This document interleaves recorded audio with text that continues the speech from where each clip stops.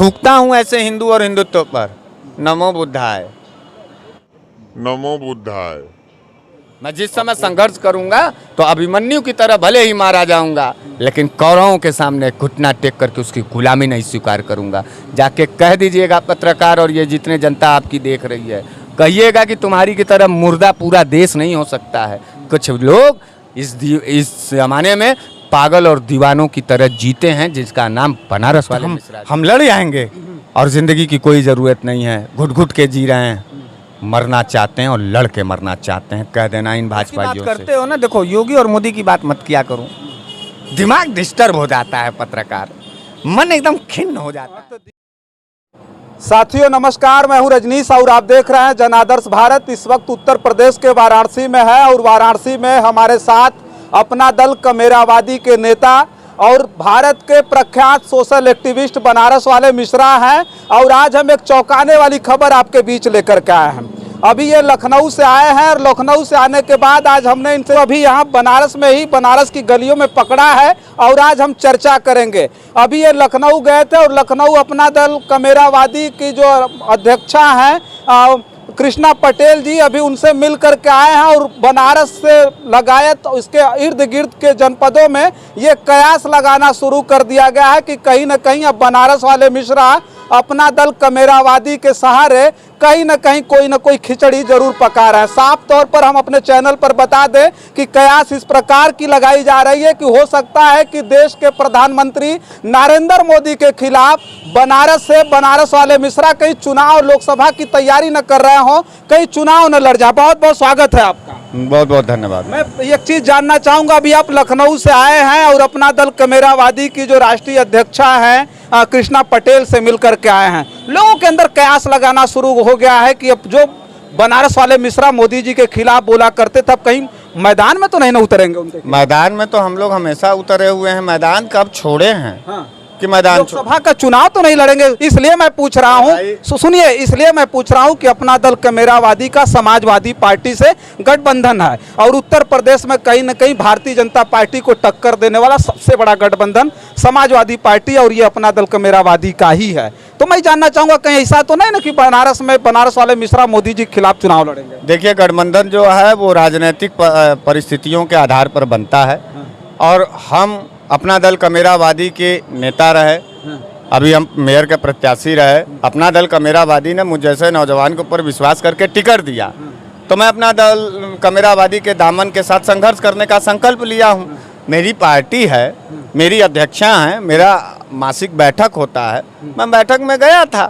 Party के line के लोग अगर तय करेंगे, अगर उनको लगेगा कि बनारस वाले मिश्रा जी को लड़ाना चाहिए, राजनीतिक चुनौती को स्वीकार करना चाहिए, तो हमारी राजमाता कृष्णा पटेल जी और बहन डॉक्टर पल्लवी पटेल जी और हमारा कोर कमेटी, हमारे प्रदेश अध्यक्ष CL पटेल जी, गगन प्रकाश यादव जी, अगर ये लोग तय कर देंगे, राजेश पटेल जी, राजेश प्रधान जी, ये लोग बड़े नेता हैं हमारे दल के, तो राजेश प्रधान जी ये लोग जो अगर तय कर देंगे तो लड़ आएंगे। अच्छा, बुरा मत मानिएगा, ये मैं इसलिए प्रश्न पूछा हूं क्योंकि जो तस्वीरें वायरल हो रही थी जिसमें हमने देखा कि कृष्णा पटेल जी काफ़ी ज़्यादा खुश थी, इतना ज़्यादा मतलब खुशी थी कि वो खुशी कहीं ना कहीं ये बयां कर रही थी कि आने वाले समय में इस बनारस में तो कुछ न कुछ धमाका जरूर होने वाला। देखिए, एक माँ को अपने बेटे से मिलने के बाद बहुत खुशी होती है। राजमाता है, मेरी माँ है, और जब मैं अपने माँ के चरणों में जाता हूँ, जब उनकी दुआएं, उनके आशीर्वाद मुझे प्राप्त होती हैं, तो मैं जानता हूँ कि दुनिया की तमाम बलाएं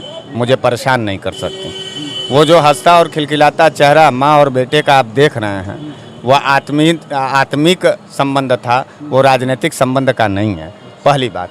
दूसरी बात कि अपना दल कमेरावादी को छोड़ करके देश की सारी पार्टियाँ भारतीय जनता पार्टी के हाथों बिक गई हैं, नहीं तो सत्ता परिवर्तन हो जाता।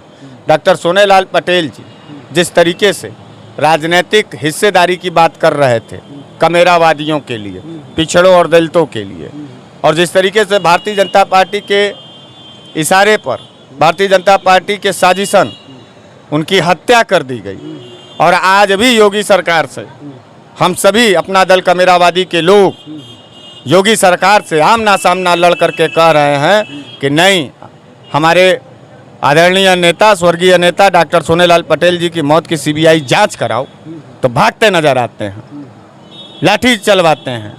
उनको डर है अपना दल कमेरावादी से। तो मैं धुर विरोधी हूँ भारतीय जनता पार्टी की निकम्मी और नकारे विचारधाराओं का। मुझे ये लगा, मैंने तफ्तीश किया, और मैं आपके चैनल से ये कहना चाहता हूँ कि जितने लोग भी इस प्रदेश में घूम रहे हैं, राजनीतिक स्तर के लोग हैं, वो अपने अपने दलों के कार्रवाई को बड़े ध्यान से देख लें और एक बार पल्लवी पटेल और राजमाता कृष्णा पटेल और अपना दल कमेरावादियों की विचारधारा को देख लें, उनके लड़ने के एक्शन को देख लें, उनके बात विचार और व्यवहार को देख लें, तो निश्चित रूप से उनको ये महसूस होगा कि वो अपने पार्टी और दल में छले जा रहे हैं, लेकिन अपना दल कमेरावादी इन योगी सरकार और भाजपा वालों से लड़े जा रहे हैं। तो ये छलना छोड़ दीजिए। भारतीय जनता पार्टी से कौन लड़ रहा है बताइए आप? कांग्रेस पार्टी है, सेंट्रल लेवल पर है।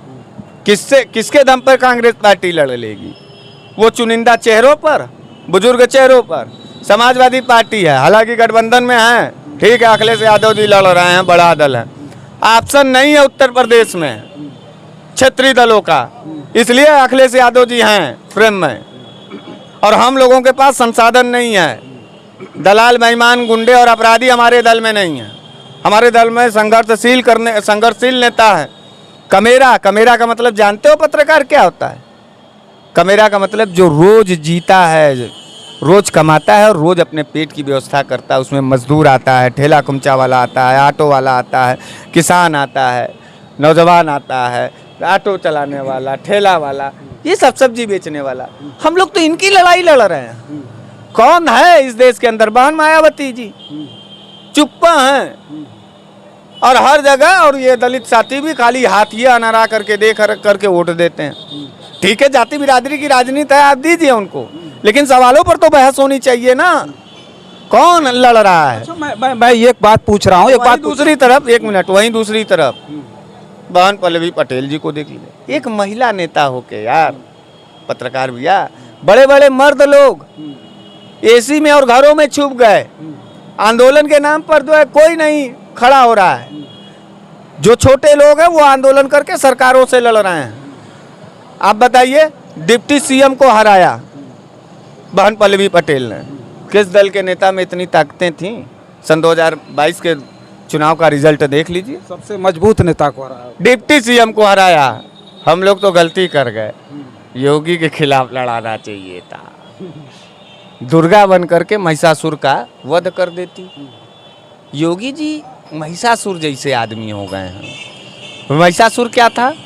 लोगों के जीवन से सुकून छीनना, लोगों का खून बहाना, लोगों का आशियाना तोड़ देना, लोगों को रोजी रोटी के लिए तड़पाना, यही है महिषासुर। उस समय का महिषासुर और इस समय का महिषासुर। ये जितने काम हमने बताया है, ये सारे काम जो है उनसे टैली खाता है कि नहीं? और दुर्गा क्या करती थी? जब जब गरीब गुरबे कमेरावादियों का रोटी और हिस्सा, रोटी रोजी और बेटी और खेती छीनी जाती थी, तब तक दुर्गा अवतार ली थी। इस बात को मानो को सन 2022 के चुनाव में दुर्गा आई थी, जिसका नाम डॉक्टर पल्लवी पटेल था। डॉक्टर पल्लवी पटेल ने डिप्टी सीएम को हरा करके इस प्रदेश के अंदर लोगों के अंदर साहस देने का काम किया, चाहे वो मर्द हो, चाहे वो महिला हो, चाहे वो नामर्द हो। इस प्रदेश के सबको संदेश दिया है कि अगर जज्बात और हिम्मत और उम्मीद और स्वाभिमान जिंदा है तो अकेले ही इस धरा को चीर दोगे और अकेले ही इस आसमान को फाड़ दोगे।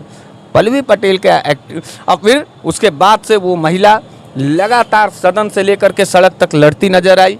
बैरवन का आपने देखा, सबसे पहले उत्तर प्रदेश के सियासत के गलियारे में सबसे पहले बात किसानों का सवाल उठाने वाली अपने सोशल मीडिया से उत्तर प्रदेश विधानसभा के सामने जाकर के गिरफ्तारी देना, एक विधायक होकर के, एक महिला होकर के लड़ना। अरे कौन सा नेता लेना चाहते हो? कौन सा नेता लेना चाहते हो? कहाँ था कांग्रेस का प्रदेश अध्यक्ष? कहाँ थे कांग्रेस के विधायक? उत्तर प्रदेश विधानसभा में क्यों नहीं घेराव कर लिए डॉक्टर पल्लवी पटेल की तरह? कहाँ थे समाजवादी के अखिलेश यादव जी? खाली यहाँ किसानों के यहाँ पहुँच करके अपनी टीआरपी बढ़ा लेना बड़ी बात है, लेकिन विधानसभा के सामने प्रदर्शन करके गिरफ्तारी देना, फिर उसके बाद किसानों के बीच में आकर के लड़ जाना, यह डॉक्टर पल्लवी पटेल है। और इसी को डॉक्टर सोनेलाल पटेल का विरासत कहते हैं। हम कमेरावादी लोग हैं, हाथ से मेहनत करते हैं, किसी सरकार के रहमो करम पर नहीं है। पार्टी तय करेगी, मुझे उम्मीद है कि मेरी माँ, मुझे गर्व है कि मेरी माँ राजमाता कृष्णा पटेल है। मैं उसके विचारों की कोख की पैदाइश हूँ। मैं जिस समय संघर्ष करूँगा तो अभिमन्यु की तरह भले ही मारा जाऊँगा, लेकिन कौरवों के सामने घुटना टेक करके उसकी गुलामी नहीं स्वीकार करूँगा। जाके कह दीजिएगा पत्रकार और ये जितने जनता आपकी देख रही है, कहिएगा कि तुम्हारी की तरह मुर्दा पूरा देश नहीं हो सकता है। कुछ लोग इस ज़माने में पागल और दीवानों की तरह जीते हैं, जिसका नाम बनारस वाले मिश्रा जी है, जिसका नाम डॉक्टर पल्लवी पटेल है। हम लड़ जाएंगे और ज़िंदगी की कोई ज़रूरत नहीं है। घुट घुट के जी रहे हैं, मरना चाहते हैं और लड़ के मरना चाहते हैं। कह देना इन भाजपाइयों से। और एक भी सवाल पर अपना दल कमेरावादी का एक भी छोटा सदस्य से लेकर के बड़ा पदाधिकारी तक कहीं नहीं झुकेगा, कहीं नहीं रुकेगा।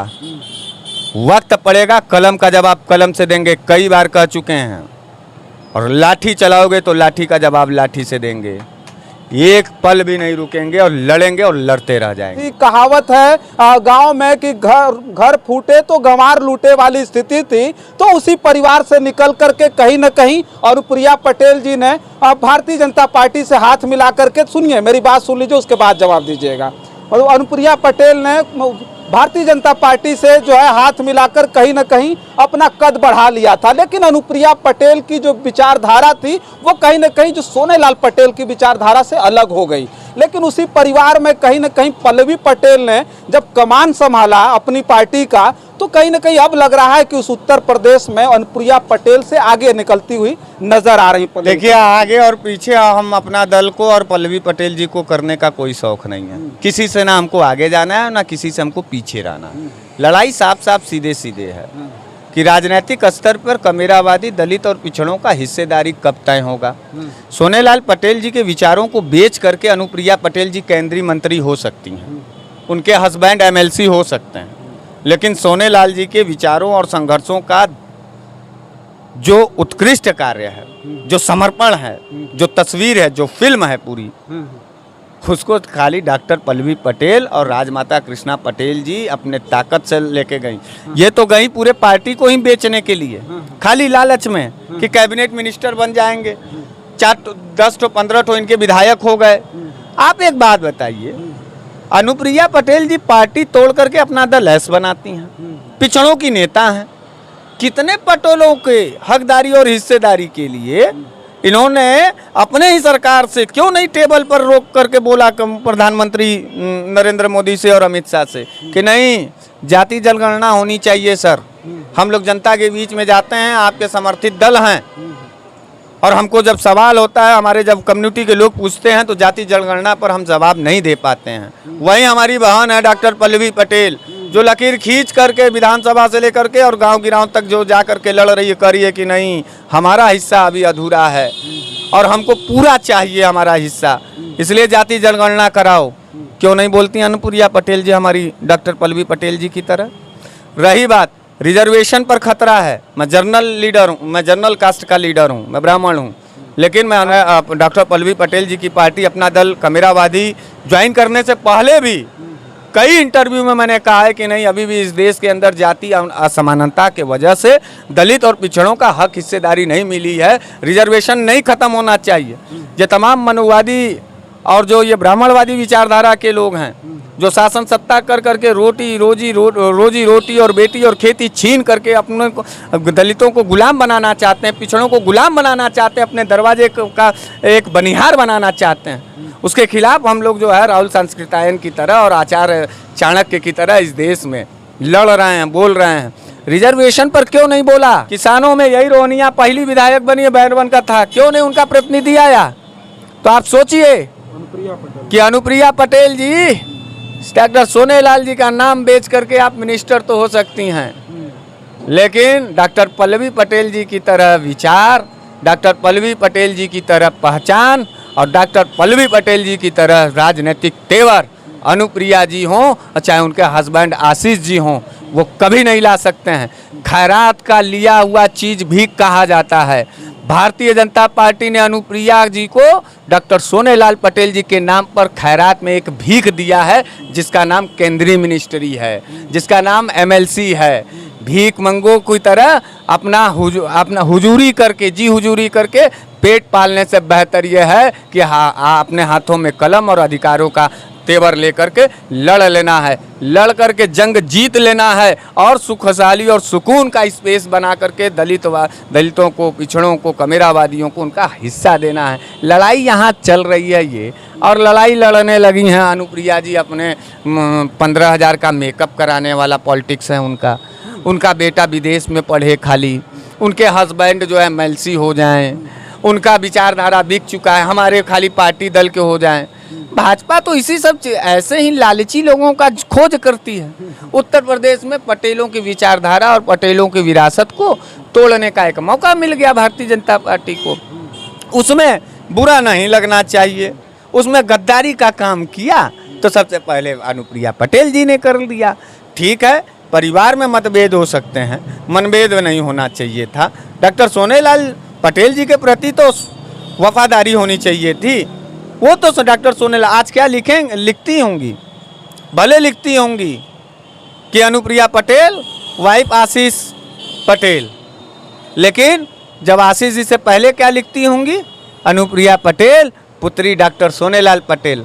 अरे एक बार भी अगर इस संबंध को पढ़ी होती ना तो अनुप्रिया जी अपने ज़मीर को बेचती ना, अपने विरासत को बेचती ना, अपने बाप के आत्मा को दुख न देती। हालांकि ये पारिवारिक मैटर है इसलिए मैं बहुत ज़्यादा नहीं बोल रहा हूँ, लेकिन ये राजनीतिक दृष्टिकोण से ही मैं नहीं, पूरा देश, पूरा प्रदेश बोल रहा है कि बेचने वालों में नंबर 1 में नाम आ गया डॉक्टर अनुप्रिया पटेल जी का।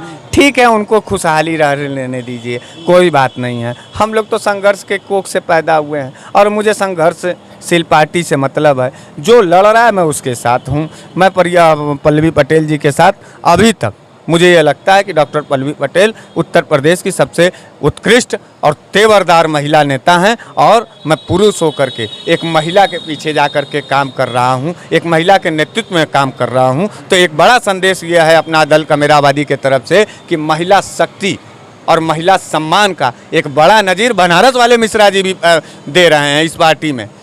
बहन पल्लवी पटेल आगे संघर्ष कर रही है, उनके कंधे से कंधे मिला करके, कदम से कदम मिला के पीछे हम लोग लड़ रहे हैं। तो महिला शक्ति से बार बार भारतीय जनता पार्टी हारी है। याद दिला दें जयललिता, याद दिला दें ममता बनर्जी, याद दिला दें बहन पल्लवी पटेल। हमारी डॉक्टर पल्लवी पटेल हम लोगों की उम्मीद है, ताकत हैं, भविष्य हैं। आखिरी सवाल हार्दिक इच्छा है 2024 में लोकसभा लड़ने की बनारस से? हार्दिक इच्छा है कि नहीं, सही से बताइए। नहीं, हमारा कोई हार्दिक इच्छा नहीं। हमको 2 बार बनारस ने ना ऐसा धोखा दिया है कि भगवान न करे कि ऐसा कलंक और ऐसा कोख से पैदाइश किसी एक आदमी को मिले। बनारस अपने बनारसियों का नहीं है। और ये तब से हुआ है, पहले बनारस बनारसियों के प्रति कहाँ बोल रहे हैं, पता नहीं फिर 24 में फिर मौका मिल जाए लड़ने। नहीं लड़ना है हमको। बनारस से नहीं लड़ेंगे, कहीं और से लड़ लेंगे। मोदी जी खिलाफ डर के मारे? नहीं, मोदी जी के खिलाफ नहीं। मोदी जी से खिलाफ से डरता तो मैं मेयर और विधानसभा भी न लड़ता। नेताजी, लड़ाई और दुख और तकलीफ इस बात का है, अपने घर अपने मिट्टी से। और हम जानते हैं कि इस बनारस की मिट्टी पे बाहरी लोगों का कब्जा हो चुका है। बाहरी लोग आकर के बनारसी कल्चर को ख़त्म कर चुके हैं। अगर सच्चे बनारसी लोग होते हैं ना, जिनको भगाया गया है बनारस के ज़मीन से बाहर, अगर वो पक्के बनारसी लोग होते हैं ना, तो बनारस का बेटा जरूर जीतता।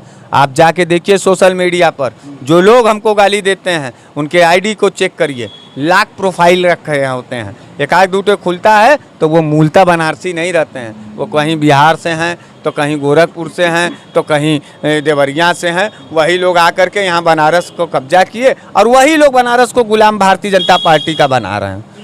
तो ये बाहरी बनारसी लोग हैं। बनारसी जो होता है ना गुरु, वो बनारस का साथ कभी नहीं छोड़ता है। हर हर मोदी घर घर मोदी के नाम पर ना अगर मूल बनारसी होते, और जितने मूल बनारसी थे वो विद्रोह कर गए उसी समय कि हट हमरे भोलेनाथ का जन अपमान के बराबर करवे। अब वो इतना बड़ा झूठा आदमी, इतना बड़ा मतलब कलंकी आदमी महादेव का लेगा, जो राम के नाम को बेच दिया, जो बाबा विश्वनाथ का व्यवसाय कर गया, यार उसको हम इज्जत नहीं दे पाएंगे। अरे हम डॉक्टर सोनेलाल पटेल जी के साथी हैं। हर हर महादेव भी कहेंगे, जय श्री राम भी कहेंगे, ओ माई गॉड भी कहेंगे, अल्लाहू अकबर भी कहेंगे और बड़े शान से और छाती उतान करके नमो बुद्धाय भी कहेंगे। यस, और आपको इसी क्रांतिकारी विचारधारा के साथ आपको नमो बुद्धाय और एक और मूल मंत्र ले जाइए, भारतीय जनता पार्टी वालों को भी दिखा दीजिएगी, बता दीजिएगा कि बनारस वाले मिश्रा जी उनको एक तो मंत्र दे रहे हैं ताकि जमीर जिंदा हो सके। अपो दीपो भवा, समझाइए क्या मतलब है। बुद्धम शरणम गच्छामि। हाँ हो, काहे इतना अचंभित हो रहे हो यार? बुद्ध हमारे देश के नहीं थे, बुद्ध हमारे भगवान नहीं है। बुद्ध तो बनारस से ही अपने धम्म का संचार किए थे। कोई भाजपाई बोलेगा, कोई कांग्रेसी बोलेगा इससे, कोई जनरल कैटेगरी का नेता बोलेगा समानांतर मोहब्बत और बराबरी का हिस्सेदारी देने का मानसिक। प्रधानमंत्री विदेश में जाते हैं तो बोलते हैं मैं देश के बुद्ध के देश से आया हूं। नमो बुद्धाय बोले हैं, बुद्ध के देश से आया हूं। नमो बुद्धाय बोले हैं, पता नहीं हमको नहीं। अपो दीपो भवो बोले हैं, बोले हैं, बोलवाओ, जान जाए कि बुद्ध जी का जो है वो करते हैं। अरे उसको अपन ही जय जयकार करवाना है, उसकी बात छोड़ो और उसकी बात करते हो ना। देखो योगी और मोदी की बात मत किया करो, दिमाग डिस्टर्ब हो जाता है, पत्रकार मन एकदम खिन्न हो जाता है। तो दीपो भव का नारा तो खुदे मोदी जी ने दिया था, आत्मनिर्भर का नारा उन्होंने दिया था, देश के प्रधानमंत्री ने दिया। तो अपो दीपो भव हो गया आत्मनिर्भर। अत दीपो भव का मतलब क्या है? अपना चिराग स्वयं बनिए, अपना दीपक स्वयं बनो। तो हम अपना दीपक स्वयं बन गए, तो आत्मनिर्भर हो। तो जब हम अपो दीपो भव हो गए तो हम अपना दल कमेरावादी हो गए। जब हम नमो बुद्धाय करने लगे तो हमको ये लगा कि नहीं, ये सब सारा जो है कि ये खाली राजनीतिक एजेंडा है। हर हर महादेव, जय श्री राम। अरे आस्था और श्रद्धा तो हृदय में न होता है, उसका प्रदर्शन तो किया नहीं जाता है कि हम हिंदू और हम अपने, हमारा रक्षा तभी होगा जब हम मस्जिद के सामने अपना जय श्री राम कह करके, शराब पी करके, कट्टा लहरा करके जय श्री राम का नारा लगाएंगे, तब बचेगा हिंदू और हिंदुत्व। जब हम गाय के नाम पर किसी मुसलमानों को मार करके खत्म कर देंगे, उनका खून बहा देंगे, तब हम हिंदू बनेंगे। थूकता हूँ ऐसे हिंदू और हिंदुत्व पर। नमो बुद्धाय, अपो दीपो भव, मिल गया है मुझे मूल मंत्र। और मुंहतोड़ जवाब देंगे, इस बात को याद रखिएगा। धन्यवाद।